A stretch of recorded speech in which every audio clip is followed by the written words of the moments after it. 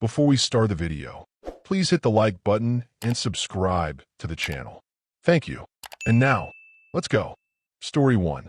I, 24M, am the only one who works in my house. Full-time job. My parents, 59M and 55F, are retired. My mom has been part-time job since I was born and now isn't working because she isn't well, and my dad early retired after a major health issue 2 years ago, and now his mobility is really limited. He uses a cane now, and I'm sort of their go-to now for any major physical jobs because I'm the only one who is physically and mentally fit to do anything. I take care of the yard, do basic house repairs. I even set up the home theater system so my dad could stream from a lap PC I run in the garage. Not before he moaned about me cutting holes in the drywall to do that, though. My sister 29F, who is on and off not lived with us, disappeared and moved in with her boyfriend during coronavirus years ago. Stopped talking to us until last year, where she suddenly came back into our lives. Her whole life, she has caused my parents hell since the age of 13. Running away, lying, once told her non-white BF we were all racist and had the police called on us for calling him a hard-in, even though that didn't happen.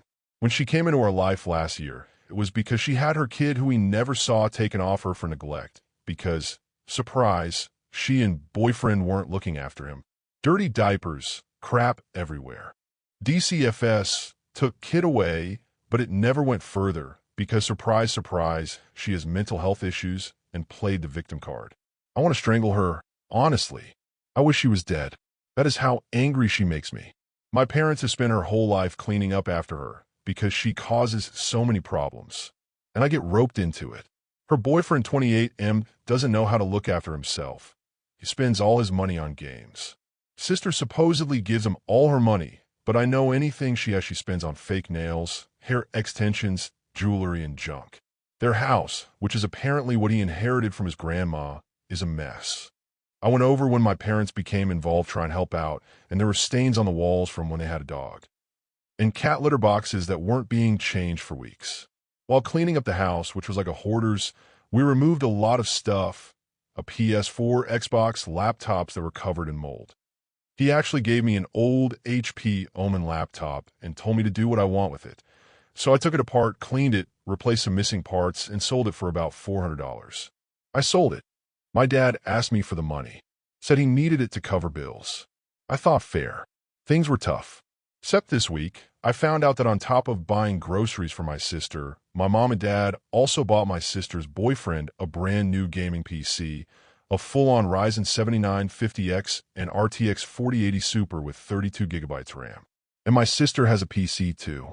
This is a guy who would rather spend every dollar on the latest hot shit, while neglecting stuff he spent thousands on. And I had just given up money I spent repairing his junk. I actually had to argue with my dad, telling him I needed to keep the cost of repair parts. I am so angry. Part of me wants to just end them. Basically them getting new shit that they want respect. That's okay. But apparently me and my SHIT in the garage, which has become my workspace since my dad retired, is a waste of time and money. This is a guy who used to complain that my old PC with a 3rd Gen i5 and RX 5 88 gigabytes was a waste of money and power bills. Like, fuck you, I never asked for anything unreasonable. My parents always refused to buy or let me buy anything. It took me doing stuff on the side and scavenging to get my things. Meanwhile, my sister just got away with being told off when years ago at 16, she borrowed my dad's credit card and bought herself $400 worth of makeup and other bullshit in a shopping mall in one day. Their idea of buying me a gaming PC to WS, getting me a pre-built with a crappy seller and processor that couldn't even run stock or SoC. This was in 2016 BTW. I found an old desktop someone was giving away and got the parts in my own time. And when they found out I had built my own, they acted like I was ungrateful. No, I was unhappy because instead of asking me and letting the person who knows what they're talking about have a say, they just bought some bargain bin bullshit that couldn't even compete with a 13-year-old console. And now that I have my own money, I'm bringing, and they basically want me to do the lifting while spending their savings on other people. The only hope I have is when my parents are gone, which might not be that far away with how their health is. This house is mine. IDC about my sister. She has done nothing.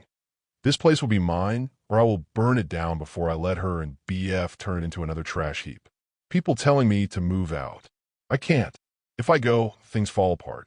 I have a GF, but neither of us have the finances to get out, and I am helping prop up the family because even though my parents have savings from when they did work me giving or using 3/4 of my income to them for the household pences, and I feel like I am owed this house. I am honestly ready to just end her but do something else if she pushes further. I have considered that an option to get her out of my life and my parents' lives because they won't ever recognize it's a problem and I don't want her influence to poison us. My GF has snapped me out of that thinking, thankfully, but it still hits at the back of my mind. Really, I would appreciate any advice here because every time I think on it, I'm thinking on the lines of just going over with the spare key while they are out, taking all their pensive shit and selling or keeping it without them knowing because they've basically cheated dollar out of us over the years and I'm done with it. Let them think they got robbed for being scumbags. I don't know. TLDR. Narcissistic bipolar mentally ill sister constantly enabled by impotent parents. I am propping up the house, knowing she will probably try and take it when my parents are gone. My parents are buying her and BF expensive shit while I am getting rinsed of my income. What can I do here? Story 2. I have been in a relationship with my BF for almost a year, and we have been through some difficulties. I have always expressed my feelings to him if I don't like something that he does, or if he doesn't think about me doing things. For example, being on his phone while we are together, even though we met 2 times a week as we live in different cities, and our job schedules didn't allow us to meet more often, and other small things that have accumulated over the months. I always explain my feelings very detailed so that he can understand where I'm coming from, even thinking of examples to help him understand me more clearly. One time I told him that I don't like that he follows random girls on Instagram. All I asked for was that he unfollows them, but he didn't do it right away. He did it only when I was feeling down because of it and ignoring his texts. Then he did it. Mind you, he unfollowed 200 accounts that were just girls. After 6 months into the relationship, I went through his phone. I know that it's wrong on my part too, but I guess I have bad experience from my last relationship. So I just want to make sure everything is okay. And I found that he had old messages and Insta-DM, random girls in Snapchat. Again, a lot of them. And screenshots of models' accounts. You know which ones. Basically, we had a long conversation about this. He confessed that all those times that I was expressing my hurt feelings, he just said that he understood and he wouldn't do that again. But everything was repeating, but now he really understood. He had a talk with his mom. I guess at least she could explain to him that relationship is work and you have to try. In the end, I forgave him even though I didn't forget. About DMs, he said that he just doesn't clean history altogether his phone. About screenshots, he said that he just discussed them, not in a positive way, with his colleague and forgot to delete them. He doesn't really use Snap, so again, just never cleaned it. After all this, our relationship wasn't really back in its tracks, only because I was often feeling hurt and not respected. So there were times when I would kind of remind him of everything, and then he would get upset that I would even remind him that why I can't just forget it, but I really can't. I don't understand him and why he did what he did while being in a relationship. But after all that, he said that he cleaned his phone and I moved on, even though I was still hurt. Week later, I sent him a big text with my feelings about all of this and what has happened before, and we had a small talk. I know that he understands how hurt I am and how not respected I felt. He asked me if he can help in this situation, but what's done is done. There's no turning time back. I just can't seem to forgive him anymore because I don't believe that he just forgot that he has old contacts. I don't understand why he couldn't think of it when I told him about the pictures and everything else. It feels like he doesn't know how to think. He just does what I tell him to. Well, at least now I know his phone is completely clean of past girls and these situations would occur anymore. But now I feel like I have lost a piece of my feelings for him. He has been away for a week and a half, and I don't really miss him, but I am waiting for his arrival and planning things with him. I just feel like he has to become more mature. This relationship is first serious one for him, but I have experienced it, so I don't have pink glasses anymore. Fast forward to now. Sometimes I still go through his phone, but I only check open tabs as he doesn't close them, and one contact caught my eye. I think he was searching a name in his contacts, and one of them came up as Tinder Girl. I went through his contacts and found some girls saved with either a flame or blush smiley. One even was named as My Boo, and it wasn't me. I was saved as Name and Heart. So again, I told him about it, and he cleared his contacts, but I didn't say anything further. I was really disappointed. I found it one day before he had to go to another country for work, so I didn't want to ruin the day we had. How can I get the spark back? Can I bring back that lost part of my feelings? Do you think that I could forget this all and time would heal?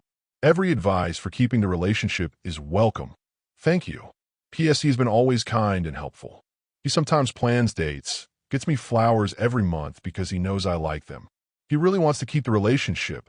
I know he loves me, and he will always be faithful. He started to make time more for me. Now, when he is off work, he looks update ideas. He tries to solve my problems with me, or even for me, when I don't have time, like looking up a good hair removal laser clinic or operation that I need. I have deleted my spicy photos from his phone when I found out about the screenshots and haven't sent him anymore. And he stopped asking because it was making me feel more hurt. I still don't want to give him pictures, but we still do it like always. We have planned trip and another getaway after the trip, so we try to keep on going. TLDR.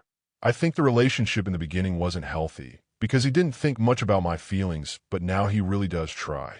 What should I do to forgive and forget? Seek therapy? Or time will heal. Story 3. Sorry in advance for the novel my husband, M, 29, and I, F, 26, have hit yet another rough patch in our marriage. I've made numerous Reddit posts in the past regarding issues in our marriage that I've either hidden or deleted out of fear. My husband and I got married after 28 days of courtship. We both knew we wanted to be married, and we had always struggled to find partners who wanted the same thing, a God-centered marriage. My husband has a child from a previous relationship. He was 19 and in college when he had a kid, and when I came in his life, his child was 3, and he got along fairly well with his child's mother when I first got with him. After we got married, she requested more child support and took him to court. She was granted her request, and it led to financial hardship, but we made it work. Once his kid started school, she filed for full custody, and as a result, we rarely see his kid. Before us having a kid, he was a pastor and had a small church.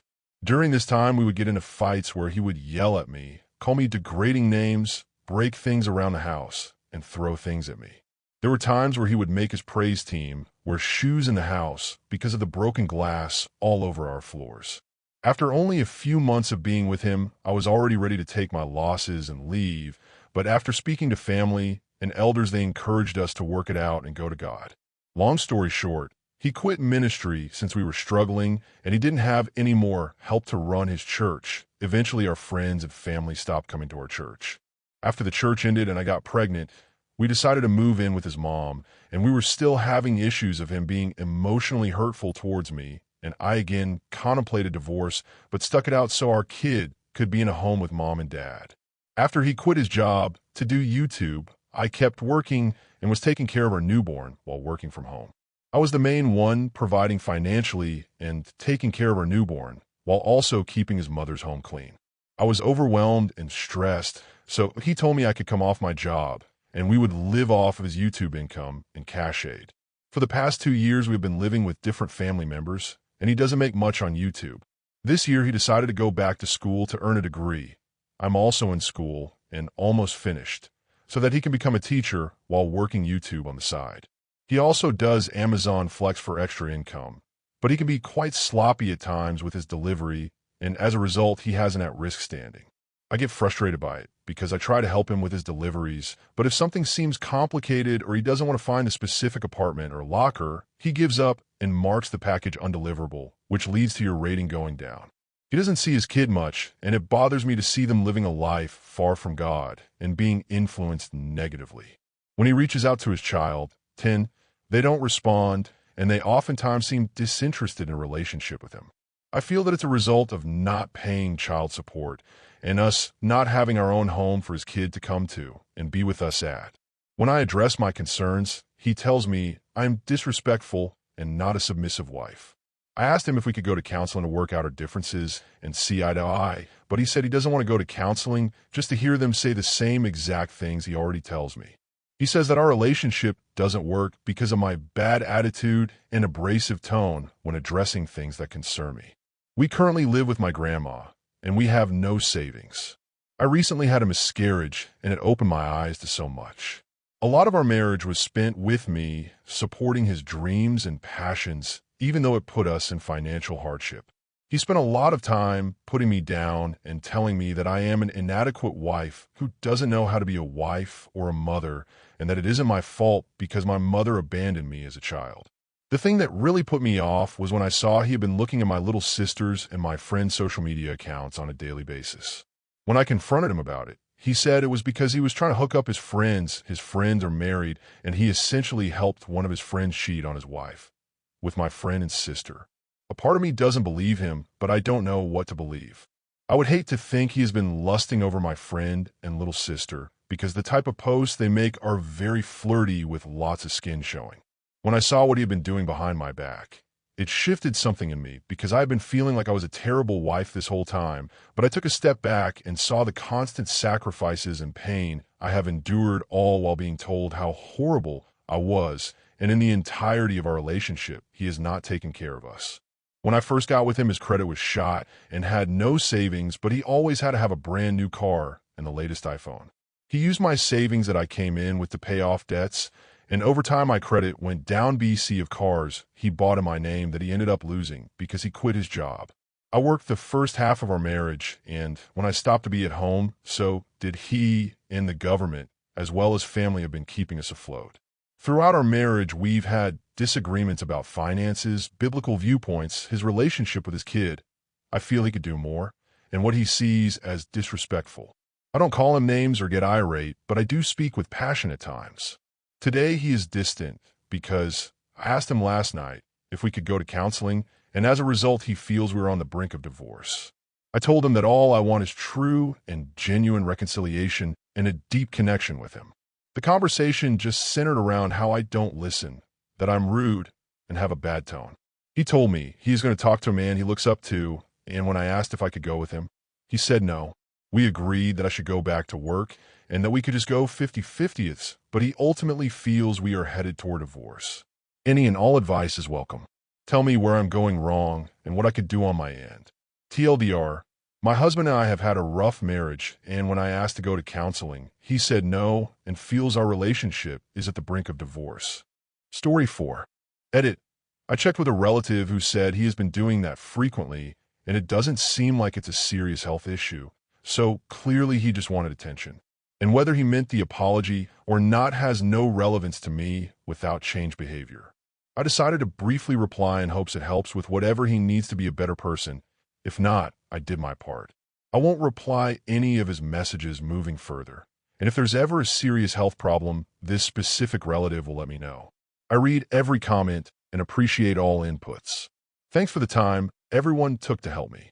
Whiteheart, I, 30F, have been estranged from my father for years after a long and painful history of abandonment, emotional manipulation, and serious financial harm. My childhood memories with him are vague and mostly superficial, sporadic weekends at karaoke bars or bowling alleys. There was no emotional or financial support, no real presence. I was raised by my mom and sometimes even struggled to have what to eat, and often when he was supposed to pick me up, he wouldn't show up or would just drop me at my grandmother's. I was left alone as a child more times than I can count. I eventually stopped wanting to see him at all. We reconnected briefly in my late teens. He asked to refinance a car in my name since I had just turned 18, promising it would be mine once I got my license. I was naive and agreed.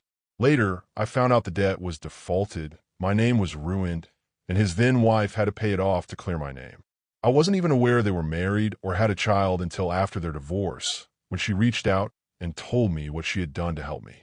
That's how I found out. After that, I insisted he remove the car from my name, and I handled all the paperwork, except the final step, which only required him sign a paper and deliver in specific places.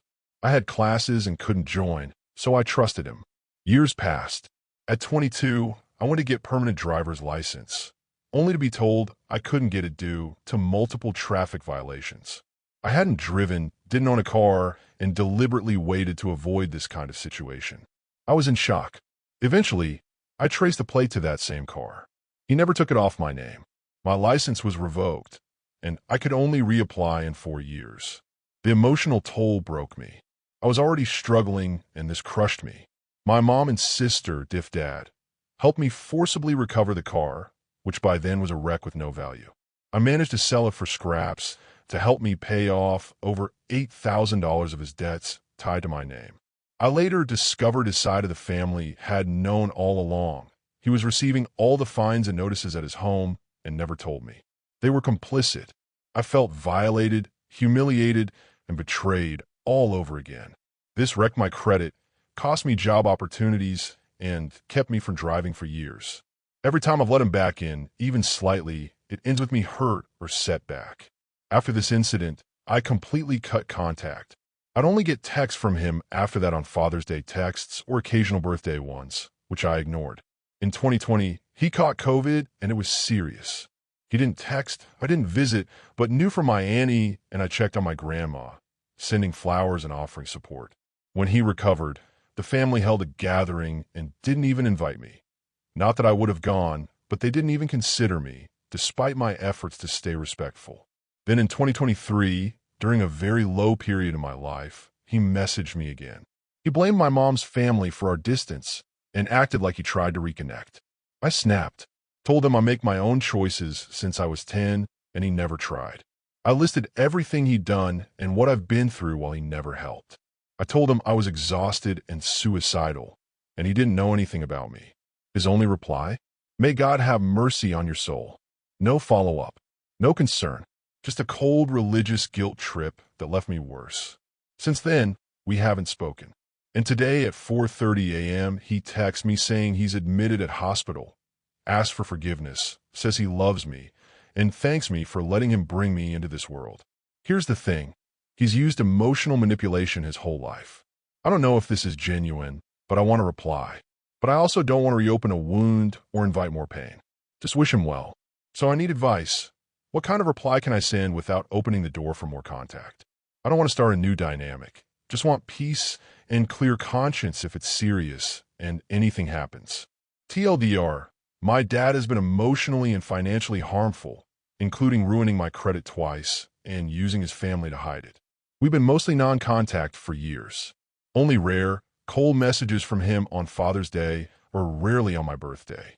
The last time I was vulnerable and shared I was suicidal, he responded with complete indifference. Now, after years, he's hospitalized and texted at 4 a.m. asking for forgiveness. I want closure and to wish him well, but I'm scared it's just another manipulation. How can I respond without opening the door again? Story 5. Hello, everyone. This is a throwaway account because the subject of today's discussion, aka my best friend, knows about my main. Also, sorry if I'm rambling in this long post. My emotions have been all over the place. I'm also doing my best to provide only the relevant information, but there is much more other context than this. For a little context, my best friend and I have been friends for about 15 years now. I, F22, just graduated college, and my best friend, F22, is working on her master's. I am fully aware that graduate school is very demanding, and she has expressed to me numerous times how stressed she has been. I really appreciate her being open with me, as that's how we have always been. Throughout elementary, middle, and high school, we have both gained and lost friends, but the experiences have only brought us closer. Until recently, besides each other, we didn't have any other close friends. Sure, we have friends at school and family friends, but the depth and extent of our friendship really doesn't compare with anyone else. I say, until recently, because after years of having one-sided crushes and failed situationships, my best friend finally got into a relationship with a guy last summer. I was really happy for her when she told me because the guy seems very sweet, and it's all she has ever wanted. For the record, it's a long distance, and by long distance I mean international relationship, so she won't be seeing him again until next month. From what I've described so far, this might sound like a classic ditches best friend for boyfriend scenario, which it could be. What I find odd is that quite literally up until a month ago, things were completely fine. She lives in the city for school, about an hour away from me in our hometown, so we don't get to meet in person often. That's why we FaceTime each other, and we've had no problem with this whatsoever. However, because of the time difference, she only gets to communicate with her boyfriend during the morning or at night. Sometimes we talk during those times, but I was okay with letting her have that time to speak with him since that was the only time they got. Of course, we planned our way around that. and things worked out just fine. She'd keep me up to date with what's going on in her life and relationship, and I'd do the same, except the relationship updates, LOL. Over the last couple of months, we have barely spoken to each other. A few weeks leading up to spring break, mid-March, I had been asking her every week if we could call each other, to which she has said no every time with a different reason each time. Granted, she is extremely busy, so I let it go without much thought. Eventually, I stopped asking because it was clear that she was occupied with other things, and we have an unspoken understanding to reach out whenever this kind of busy period ended. But she didn't reach out until nearly a month later. Of course, she texted me the typical, "How's it going?" and that school has been kicking her ass, to which I joked how it's been a month without a single word. We texted for a bit talking about common end-of-semester events and life in general, and I brought up a trip she had taken recently to one of her cousin's place. Again, she's not entitled to tell me everything, but I had that expectation because she would tell me things like this before. It hurt more because every time I tried to make plans to just talk to her over the phone, she kept telling me that she's busy, but somehow she has time to go on a spontaneous trip. I also have it on good authority that she's been texting her boyfriend every morning and every night. Basically, she has time for everyone but me. In addition, out of the many things we talked about, there were two things that hurt me the most. One, she told me how she couldn't come to any of my graduation events because she was going back to her cousins to watch over their dogs while they went on a trip of their own. I've been long overdue to take a trip to see my grandparents overseas who aren't doing too well, but I haven't been able to go because I have no one who can look over my cat, and other pet boarding/care options are not possible in my case. Every time I've asked her, she beats around the bush and doesn't just straight up say yes or no. I've even explained that it won't be much of a responsibility and that I'll only be gone for a maximum 2 weeks, but I've gotten no real response from her. To anyone wondering if she's allergic or scared of cats, no, she's not. Also, she has met my cat many times before, and she even tells me how her man really wants cats and that they'll be getting some in the future. 2, she told me that she was staying in the city for the summer. She made no indication that would be coming over back to her hometown to visit during the time off, nor did she welcome me to come over to her place. Usually, over the summer, we'd spend a lot of time together on walks in the evening. To make long story short, she asked if we could meet, which I initially said yes, but ended up canceling because it was a day before guests were arriving for my graduation weekend, and my family and I were busy preparing. And, to be honest, I was upset with her and wasn't in the mood to see her and talk. She asked if she could come over for a minute at my place to give me a graduation gift, and I couldn't avoid that, so we ended up sitting and chatting then. I hadn't fully recovered from my emotions, and she caught wind of my unusually low energy and disinterest right away. She asked me if I was okay, to which I said yes. She then asked if it was because I was tired, to which I said yes, because I wasn't ready for telling her truth and possibly having a confrontation. We chatted for about half an hour. My cat came to play with her, and then she left because it was time for dinner. I looked at her gift and thanked her for that afterward over message and told her that spending time with her is the best gift I could ever receive. Only then did she suggest that I come to the city. I told her how that'd require someone to drop me because I don't have my own car. It's been 2 weeks. She only liked the message with no response, and we haven't spoken since then. I have this heavy feeling in my chest, and I can't get rid of it. It's hard for me to eat, sleep, and function, to be honest. But I really don't want to reach out first. I understand this may seem childish and is probably my ego getting in the way. But if I've been trying my absolute best to just speak to her for a few minutes to no avail, should I really keep doing so? If I'm not as important to her anymore as she is to me, what can I do? As desperate as this sounds, I don't have anyone as trustworthy as her to talk to. The way I'm open with her, I can't be with anyone else. The bond we have had all these years comes from a place of deep trust and lack of judgment. She has told me in the past that I, too, will find a love like hers, despite my deep trust issues and complete disinterest in traditional romantic relationships. She understands the part of me that I say will never be normal and accepts me just the way I am. I don't know if I can live without her.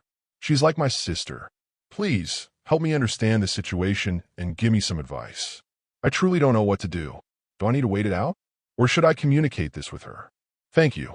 TLDR, my best friend stopped talking to me and doesn't have time for me anymore.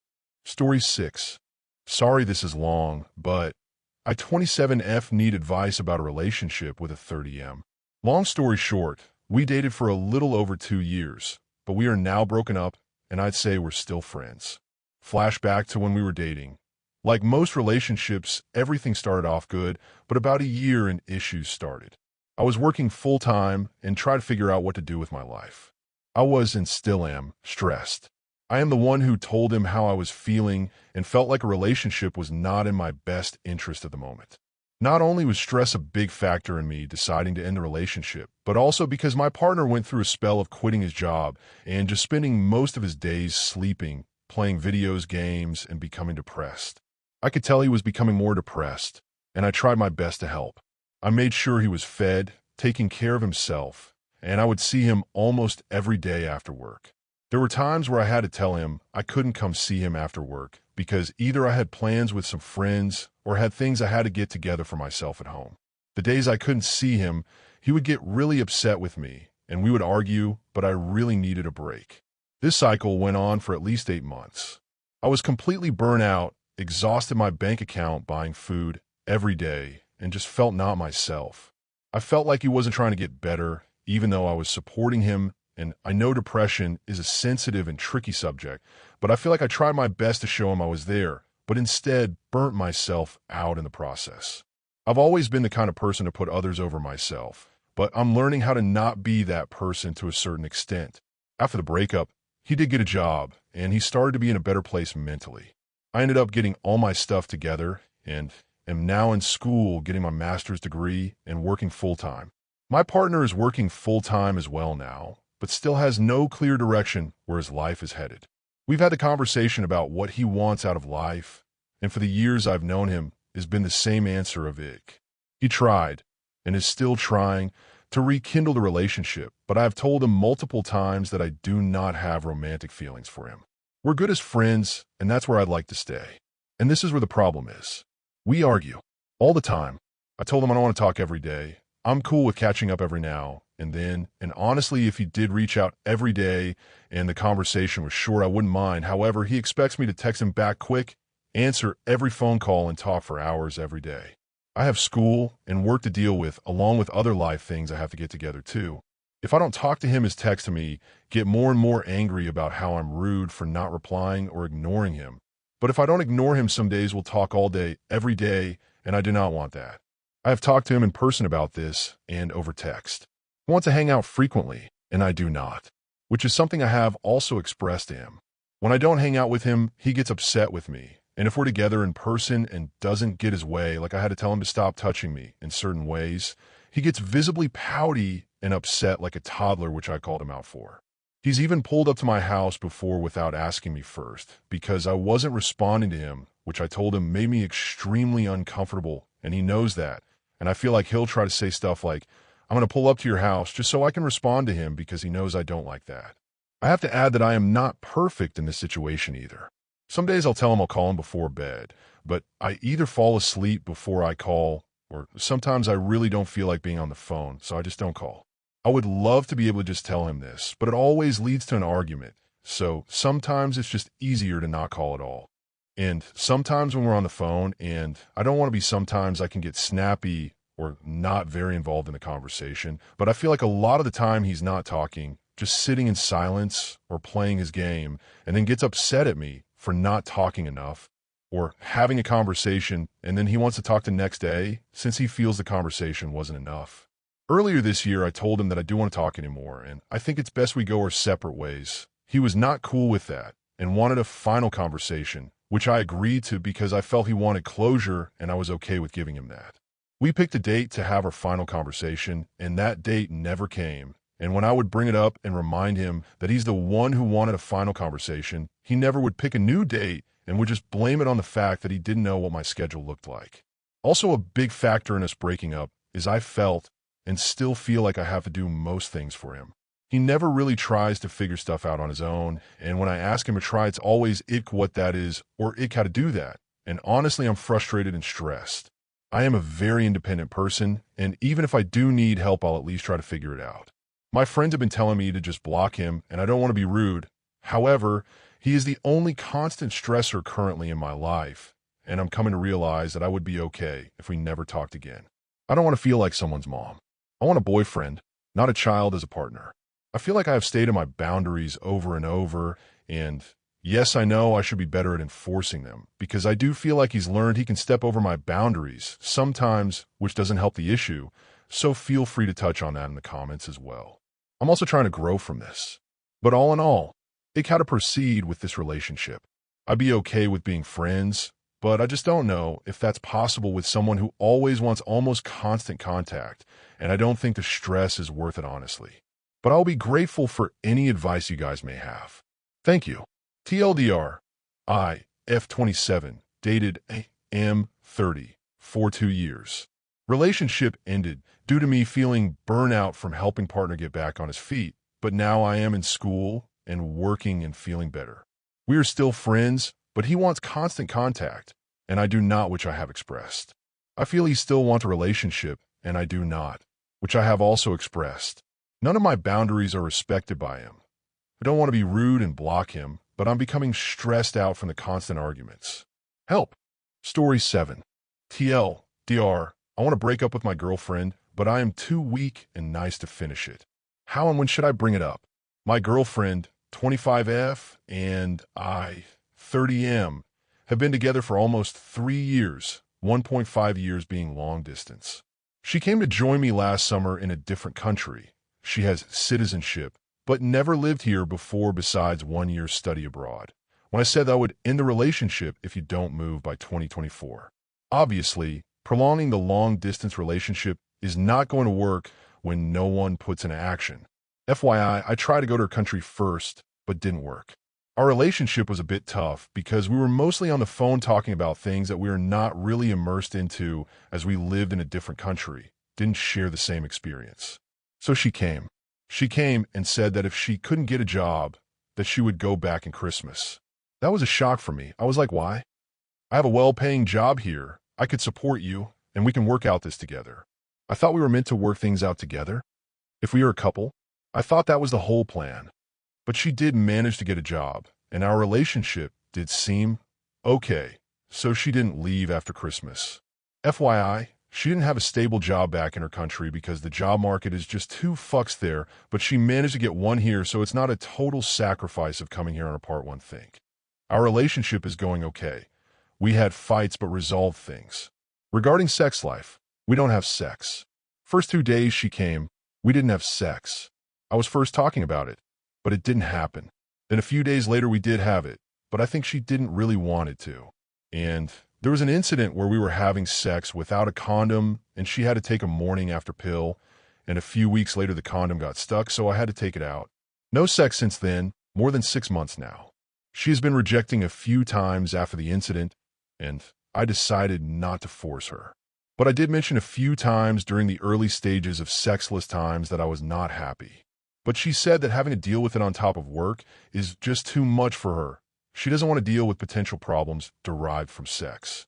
Then I lost interest in having sex with her too. No one initiated, and there comes dead bedroom. Regarding house chores, I do most of the cleaning and cooking. She does laundry sometimes, but she is lazy. During most of the days off, she lays in bed and watch Instagram reels. Doesn't go out for 2 days. She is also bad with money. Despite I pay 66% of the rent, I buy the groceries, and I pay for going out, she has not saved anything for the past 6 months of her pay. She earns half of mine. I know it's hard to save, but clearly $500 a month wasn't that hard. I encouraged her to save, but she spent everything going out with her friends when they came to visit her, going on holidays, etc. I gradually noticed flaws of her side, that this isn't what I want to deal with for the rest of my life. No sex, not much to learn from, no admiration, bad finance management. I will end up poor, working hard, doing chores, with no puxy, WTF. I had this in mind a lot of during the times of the early stages, but I disregarded it because it was fun and joy. Fast forward in April, I couldn't go on a holiday with her due to work, so she went alone. It was a few incident where she realized that laying in bed was not good and she had to do something. She didn't like going alone, but it was okay. Then next, she was super hyped in the morning when I had to work, but was insisting to go to Uniqlo, but I said I want to sleep. She then got sad that I didn't want to do things with her.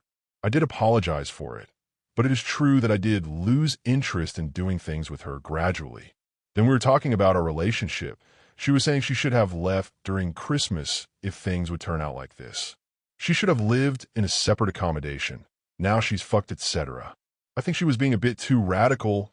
I could buy her a flight ticket and could go back anytime. She had corporate job experience that she wasn't able to have back in her country, which is a positive thing. I do understand, though, if she argued that the past few months was a waste. After the incident, we had a deep talk. If we break up, where should she go? Asked does she have a plan or not, but seems she doesn't know what she wants and doesn't know what to do. The convo ended she saying, "We don't have to break up now, right? Could still figure out Togther. I still love you, but I personally have lost interest in maintaining it. I think it is irreparable. I think we are acting as if nothing is the problem, that things are good when it isn't. The only part for me is moral responsibility, that I was the one who dragged her into this country. So I need to take minimum responsibility. But I am here now thinking, I want to end the relationship and meet new people. I get flirted from my coworkers. I am a good-looking ableman, and I don't know how and when to end this. She's trying to take a language proficiency exam, which is the most difficult one, and I think by passing it would make her a good candidate for another job that pays slightly better. So she wants to stay in this country. She could look for some other place. She doesn't know what to do after breakup, and she doesn't want to think about the future, whether she would go back to her country or stay. But time will come. She is very stress sensitive. Recently, she is trying to be more friendly and trying to amend it, but I surely don't want to. I think my mind has been made. How and when should I bring this up? When she passes? Or first anniversary of our dead bedroom? Need your advice. Story 8. I'm a little all over the place when I'm storytelling, so stick with me, and I'm sorry in advance. I, 17F, have only been with my boyfriend, we'll call him Trey, 18M, for 3 months. It'll be 4 tomorrow on the 20th, but I'm thinking about ending it. Various things keep piling up, and I just don't know if I can handle it anymore. We started smoking together and added our mutual friend, we'll call him Felix, 18M, to the sesh. A little backstory about my relationship with Felix. I met him when I started my first job. He was new in town and dating someone that I knew from school before I left. I've been homeschooled since 2022 by my choice. I didn't like her because I had known her to be a cheater since the beginning of middle school. I warned him about her, and slowly, we started talking about our relationships. When I started my job, I was with another guy. We'll call him Sebastian, 17M. Felix was there for me the most out of anyone. When I was having a problem in my relationship, I wanted Felix. He listened, he was understanding, he was honest, and he was just real. When Sebastian and I broke up, Felix held me while I cried and told me it was going to be okay. He looked into my eyes, like really looked into my eyes, and told me it was going to be okay and that I was going to get through it and everything was going to get better. Needless to say, Felix is a great guy, an even greater friend, and the best smoke buddy. Now a little backstory about how my relationship with Trey started. I met him my first day of work. He was a customer. He came in every day, and I took a liking to him. One day after my shift, I sat with him, and we had a great time. It was like we had been friends for years. I, at the time, was with Sebastian. Eventually, me and Sebastian broke up, and Trey and I got together literally 2 weeks after. It was a 7-month relationship with Sebastian, and I know that was a bad decision on my part. I should have waited. Back to the main story, Trey, Felix, and I started smoking together. I don't know how to explain it, but for some reason when Trey smokes, he just loses control of himself. He's either nonverbal, or he can't hold a conversation because he's just making stupid jokes and comments that don't have anything to do with the conversation. He does this during every conversation, including the serious ones. Oftentimes, when we smoke together, Felix tells us about how he's feeling in his relationship and seeks help and advice from us. While Felix is venting and looking for support, Trey is interrupting to make a stupid comment, related or unrelated, or a joke that isn't at all appropriate for the conversation. I find this to be very unattractive. You don't lose control of yourself from smoking the herb, especially if you've been smoking consistently for a while, so he is more than able to act right in those moments. I've even brought it to his attention because it caused a rift in our relationship, and nothing has really changed. I can tell it upsets Felix, sometimes by the way he responds and the look on his face. The second I started smoking with Trey, it just all went downhill, honestly. I feel like I saw another version of him, a more real version of him. After I realized how unattractive and frustrating it really was, everything snowballed. I started to notice other things that I didn't like. I ended up talking to him and telling him everything that was bothering me. The way he shut down and wouldn't talk for hours when we had issues. Literally would sit there in silence for hours until I said something, even if he was in the wrong. He wouldn't talk, wouldn't touch me, wouldn't even move unless he had to. 9 times out of 10, when we had a problem, it ended with me fuming and him sleeping because he would just sit there silently until he fell asleep. I told him I missed being single. I told him I needed an emotionally strong man, not someone that cowers when I'm frustrated or shuts down or gives me sad eyes or anything like that. I told him I needed someone that wasn't so soft with me all the time. I don't always want to be loved on. I grew up not only in abusive households, but with a very stoic and manly father. While my dad, 40M, is a horrible person, outside of the abuse, he is the perfect man. Strong, protective of his family, successful, smart, handy, etc. I want that in a man. I made sure to tell him that there's nothing wrong with him being a soft person. It's just not what I need in a relationship. I told him that it's his choice. I told him that I did not want him to change if he felt like it wasn't worth it or he didn't want to. I also told him that I'm the one that wants him to change these things, so I'll be here for him throughout. That pretty much catches us up to now. The other day, we were on the way to pick up Felix. I saw a turtle in the road, stopped, went to go move it, saw it was half crushed, but alive, called my mom, took it home, put it in a box, and when I went to get in my car, I handed him the box. When I went to hand him the box, he started complaining, and I immediately cut him off and said, "Can you not?" Because he already had an attitude about the detour. I started driving and said, "I'm sure you'd want someone to fucking help you if you were half crushed in the middle of the road, unable to do anything." He then said that he just didn't want to have to hold the box, which to me is so unattractive and makes me feel disgusted towards him. There's a half-crushed turtle dying in a box that I'm trying to take to the rehabilitation center 10 fucking minutes away, and you're gonna cry about having to hold the box? Oh my gosh. Maybe it's because he grew up more in town and I grew up in the country. So, I love animals, but that behavior is so gross to me. That was strike 1. Strike 2 happened when he didn't take me to prom. I've been waiting to go to prom since my brother, 21M, won prom king and queen with his girlfriend that he is still with and has been with since 7th grade. I've never really liked school dances. They're crowded, hot, loud. My feet always end up hurting. Finding a dress is always a pain, but the people are great.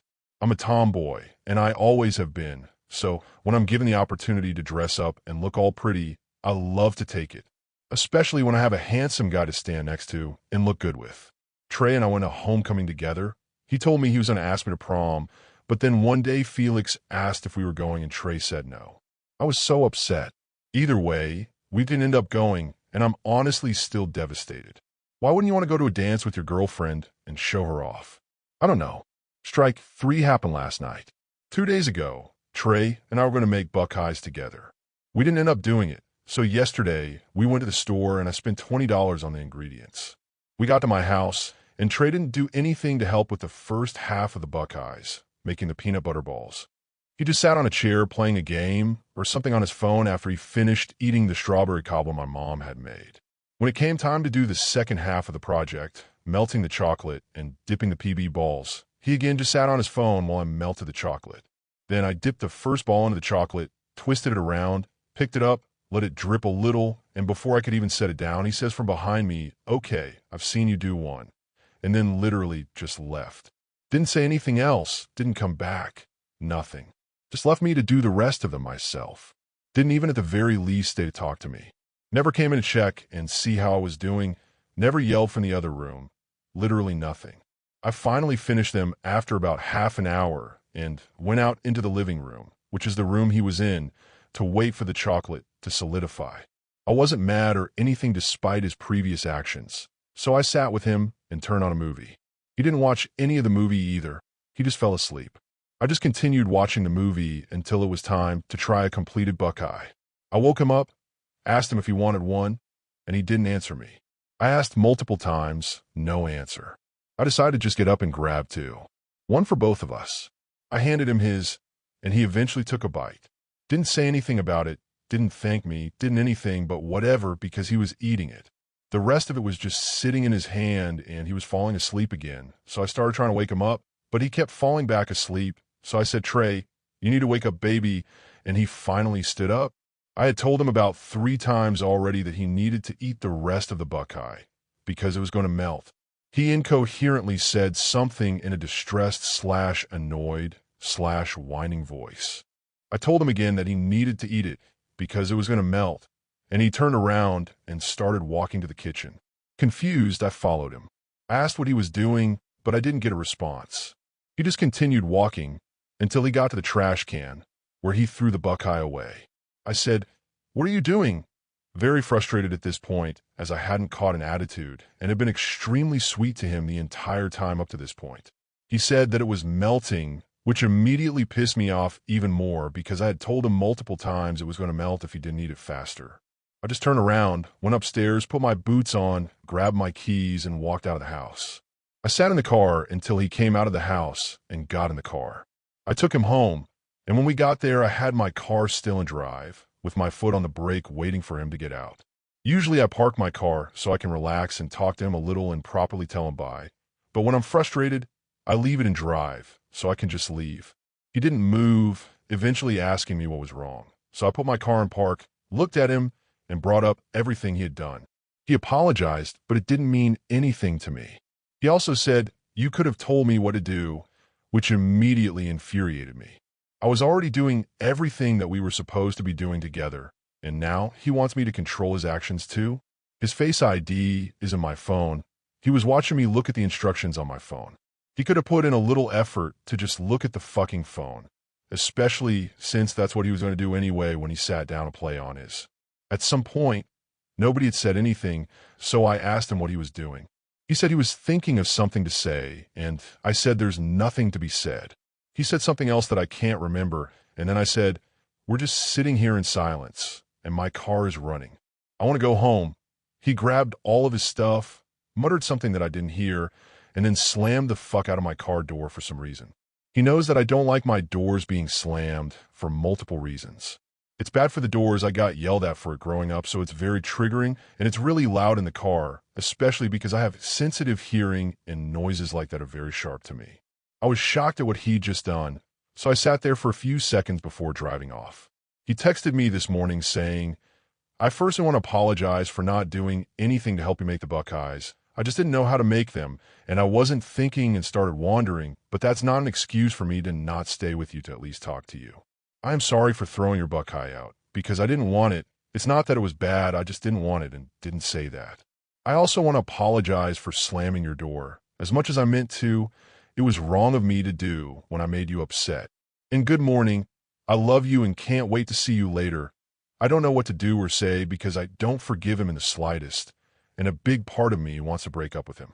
TLDR, I, 17F, don't like the way my boyfriend, 18M, has been acting and treating me and other things lately.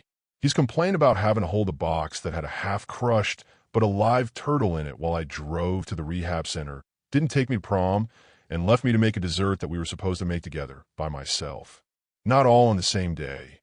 After the dessert was finished, I gave him some, and he didn't give me any feedback. Just took one small bite, complained that it was melting after I told him it was going to if he didn't eat faster, and threw it away. Then he slammed my car door because I was upset that he threw my dessert away. Story 9. My 21M girlfriend, 21F, and I have been together for a while, and I really do love her. We've had some amazing moments and a strong emotional connection, but we've also faced some ongoing challenges that I think are now coming to a head. She has a history of trauma, specifically an incident in college where a guy invited her over under the impression they were just going to watch a movie. Instead, he took advantage of her. Cops got involved, but nothing came of it because there wasn't enough evidence. Since then, she's understandably had trust and boundary issues. Whenever I've tried to talk about it, gently and only when it felt appropriate, she's always avoided the conversation.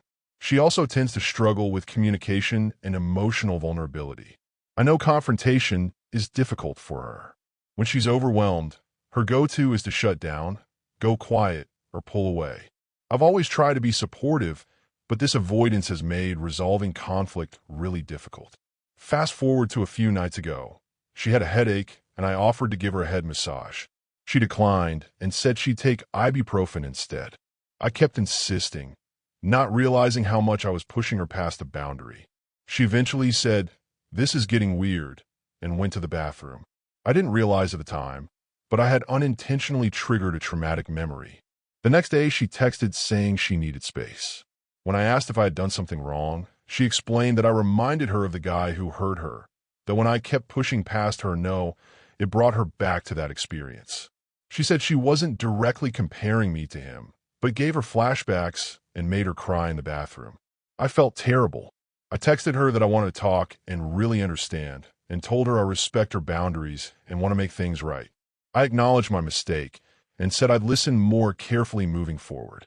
That evening, she texted me, "Hi." I left it on read, trying to give space. Later that night, she messaged again, "I want to go on a break." That hit hard. I've been through something like this before, where a past ex asked for a break and then just slowly faded away, leading to a breakup that hurt a lot more because it was dragged out with no closure. So I emotionally replied, "Are you being serious?" And then a follow-up message, "If you're going to leave me, then tell me already. I don't want to go through this again." She replied, "I just don't know what to do."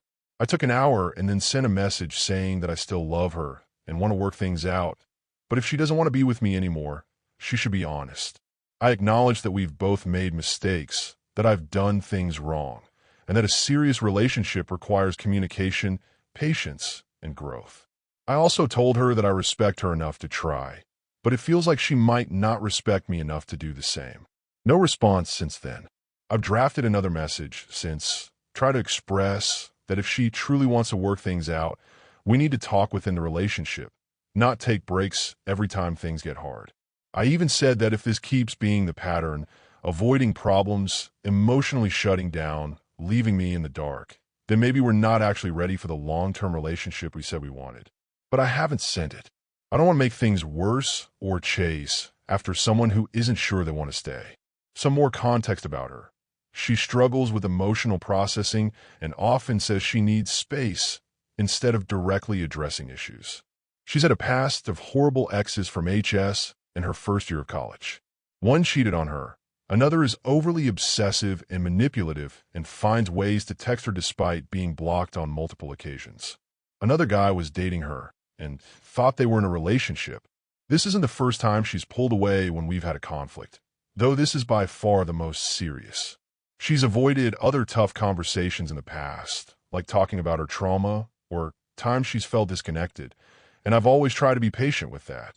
That said, sometimes I feel like I'm doing all the emotional work and that she leans on avoidance while I'm stuck waiting and wondering. I love her.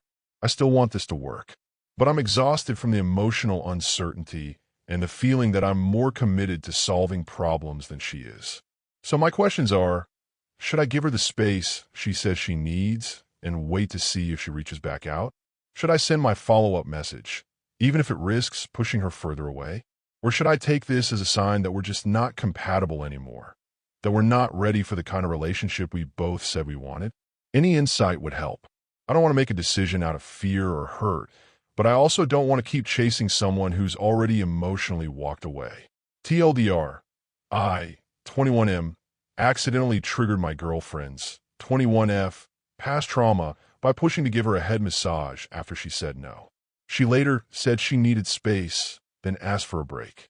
I told her I still love her and want to work things out, but only if we do it within the relationship, not by avoiding problems.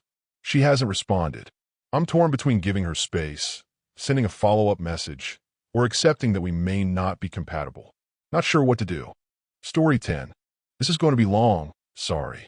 I met my current boyfriend. We met in 2022 and shortly kicked it off as we were both super interested but had the same issues and tried better to work with them and around them.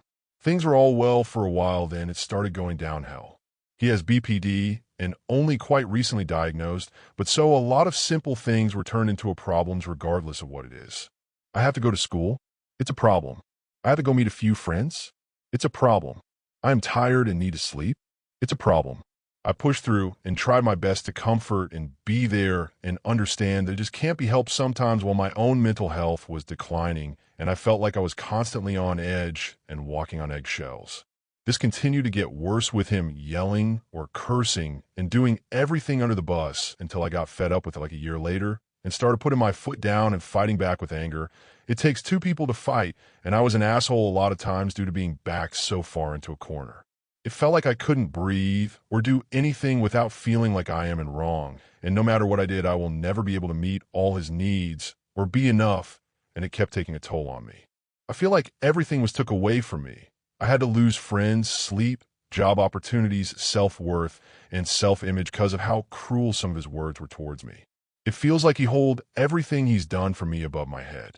Like, for example, he got me headphones I really wanted for a while, and the next time we had arguments, he yelled at me not to use them and yelled about how he spent so much money on them for nothing like that.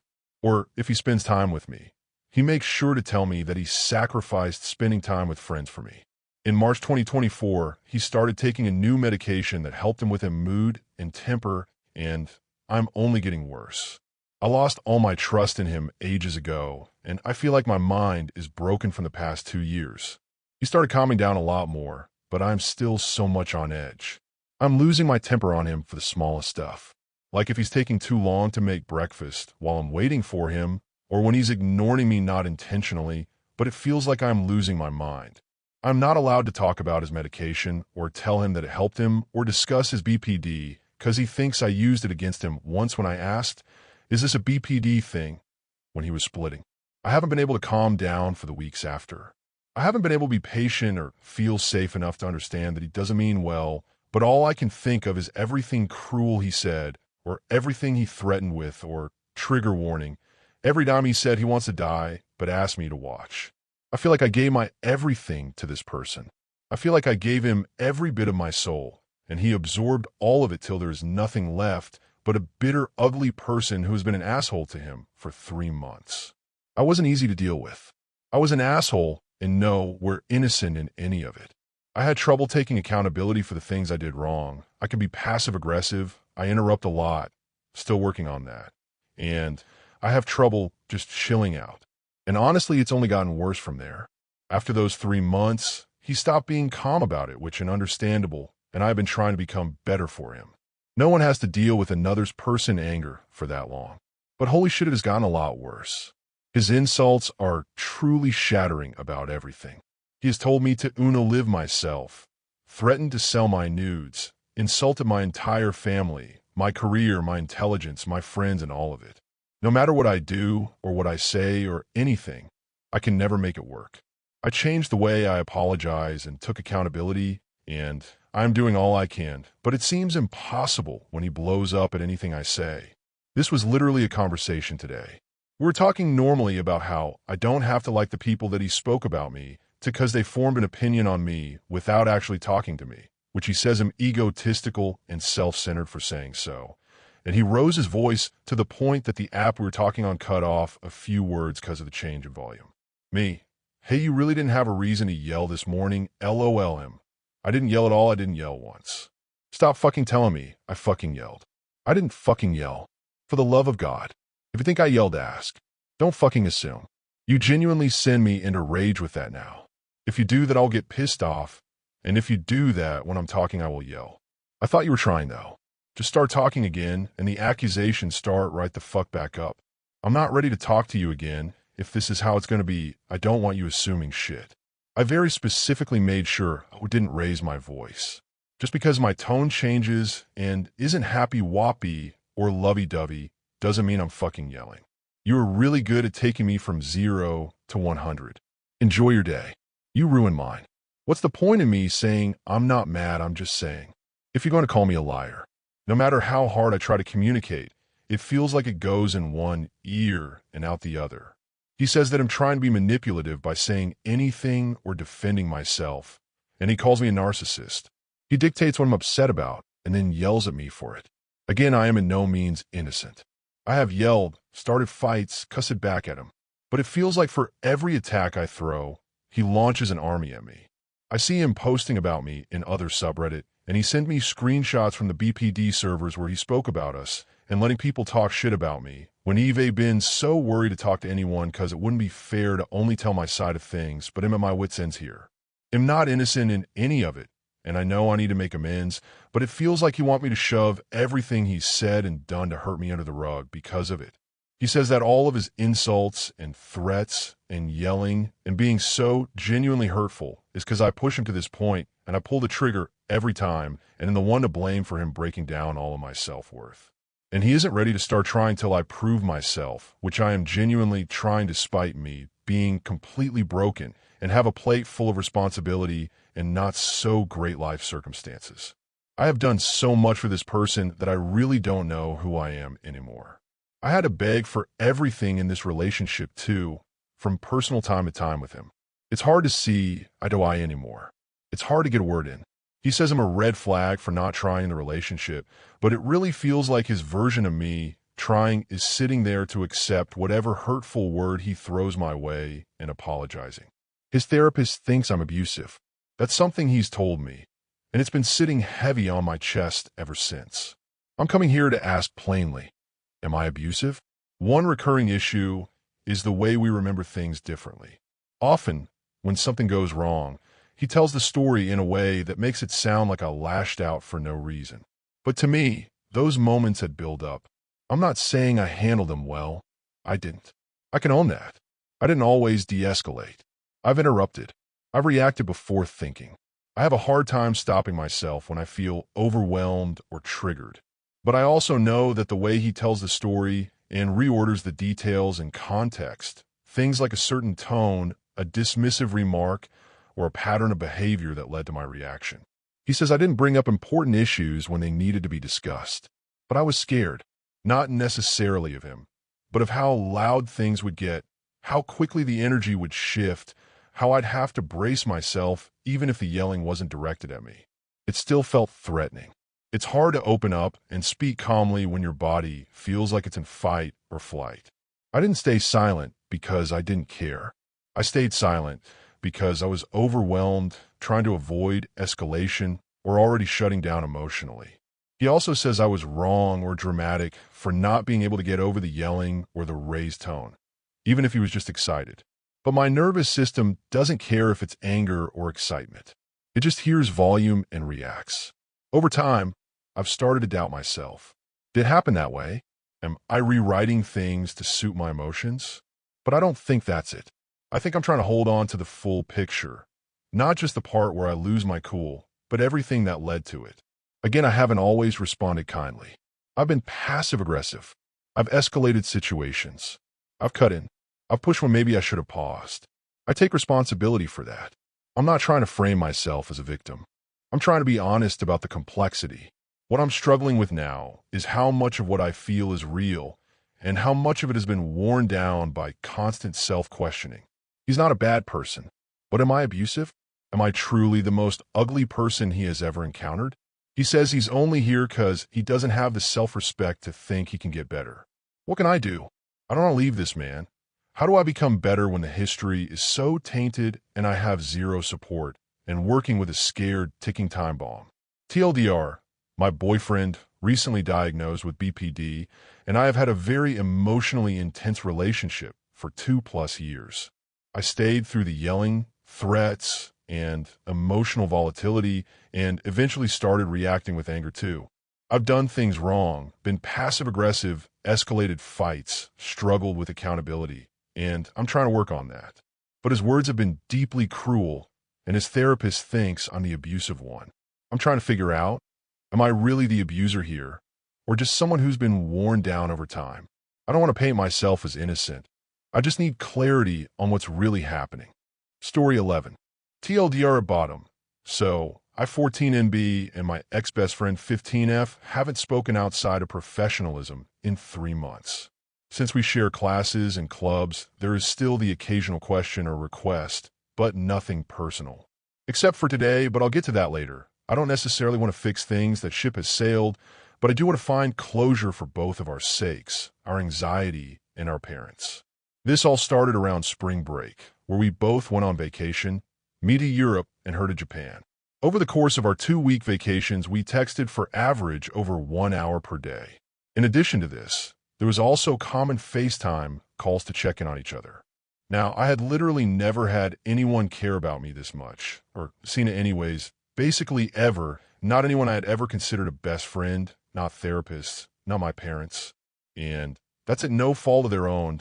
They're all good people, but you know how teens are with their parents. Anyways, during these 2 weeks, I started to develop a pretty big crush on her, and I showed it in my texting, being pretty obvious, flirting, calling her cute, very clear messaging. And at the time at least, I thought it was being reciprocated. She responded in kind, flirtatious jokes, messages, subtleties, etc. And I may not be the best at social cues, but she was reciprocating, I swear, but I thought I was crazy. So I asked my sisters, one of whom being a practiced flirt. Her words, not mine. And both of them told me that there was a near certain chance that she liked me. So I set out to tell her, arranging a time the Monday after we returned, aka the first day of school back. And this was my first mistake.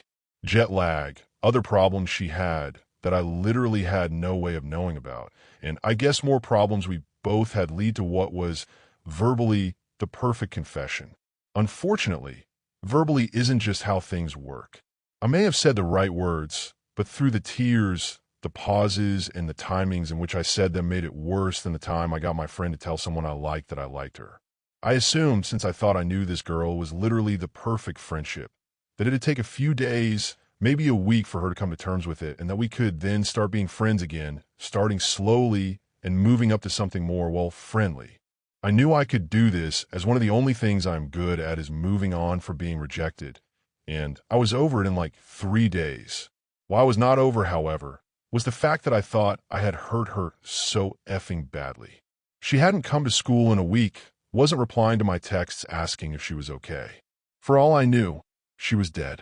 So, after like a week of me spending all day on my bed crying my eyes out, again, not cause of the rejection, because I was scared I'd hurt her, I shot her another text essentially saying that, "It's pretty fucking clear you hate me, no? I just want to make sure you're okay, and then you don't have to talk to me ever again."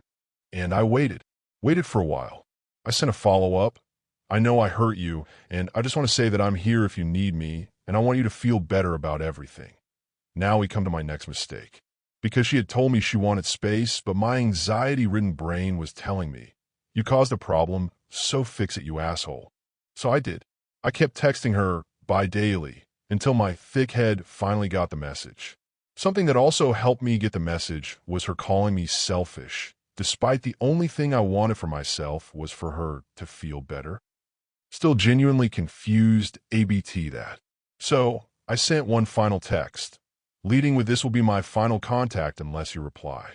I know when I'm not wanted. Insert me saying I'm here if she needs me. Not here if she isn't, that I just want to help, etc." Then she told me that she did still want to be friends and just wanted to take it slowly. So I did. I stopped texting her. I went back to school, and I was normal. I talked to her if I saw her, but was careful not to overstep. 2 months-ish later, and she literally hasn't said a fucking word to me at all. Now, context for this next part, we were both in the yearbook club, and since I had a free block and I saw a couple of the members, her being one of them, I asked if there was anything I could work on for it. We are super behind, so time is of the essence. The other guy said, "No, I don't know." I then turned to her, asked her the same. Her exact words were, "If I wanted you to do something, I probably would just do it myself." Obviously a shot, and a cruel one at that. Not only implying that I'm useless, but that she is better than me at whatever it is I was going to try and do. And what did I do? I turned, tears in my eyes, literally, away from her and said thanks sarcastically. To no response. Looking back on it now, it would have been much more satisfying to curse her out and call her on all the shit she's put me through. 3 months of literally having 0 people to talk to. Not even casually, 3 months of suicidal thoughts, 3 months of my anxiety, spirally like nothing else, 2 months of depression controlling me, 3 months of me being an asshole to everyone I know, 3 months of contemplating how many of my other relationships were so fragile that a couple of texts could break them, 3 months of pain. But I didn't. Although goddamn would it have felt satisfying. Now, on to what I want out of this shit show of a post. Our school is weird and ends 2 weeks earlier, so we have like 3 weeks left total. I know reconciliation is past us at this point, but is there anything I could do to find closure? Any conversations I can have? Just more context. Out of anger at myself for being so stupid and ruining the only good friendship I've ever had, I deleted her number and contact, so I literally can't text her even if I wanted to. But I think about her every day just because I want to know really what the fuck she is thinking that warrants putting someone through 3 months of torture. I know I probably come across as an asshole in this post, not respecting someone's need for space and wanting closure for myself when clearly she's fine just leaving me behind. But at this point, I don't care. I don't care what internet strangers think. I don't care what she thinks of me beyond this. I just need closure. So yeah, this took me over an hour to type and edit. So please let me know about anything I can do or any other subs I can put in that are a little bigger. And if there's nothing I can do, Emma, just curse her out and walk away. Again, it's the asshole move, but I'm below being a decent person right now. Fingers crossed some of y'all can help cause I'm fucked up right now. TLDR, how do I get closure on a friendship that has less hope than I do in the American political system? That's it for today's creepy Reddit tales. Before we go, I just want to say a quick thanks to all of you for watching, liking, and sticking around. You guys keep this channel going, and I'll be back soon with more stories that'll make your skin crawl. Drop a comment if you've got your own spooky tale to share, and I'll see you in the next one.